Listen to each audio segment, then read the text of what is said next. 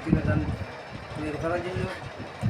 আসলে আগামী ইলেকশনটা হবে বিএনপির জন্য একটা কঠিন কঠিন পরীক্ষা। যেহেতু স্থানীয় নির্বাচন এটা, সেখানে দলের অনেকেই দলের প্রার্থী হিসেবে থাকবে। আমাদের সেই রকম বিএনপিতে অনেকে থাকতে হবে।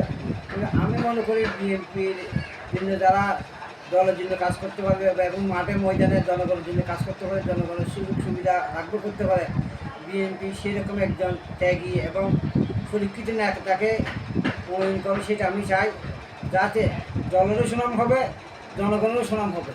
জনগণের আকাঙ্ক্ষাটাই বড়। জনগণের জন্য অতীতে যারা মেয়েছিলা এরা কোনো কাজ করে নাই, জনগণের পাশে থাকে নাই।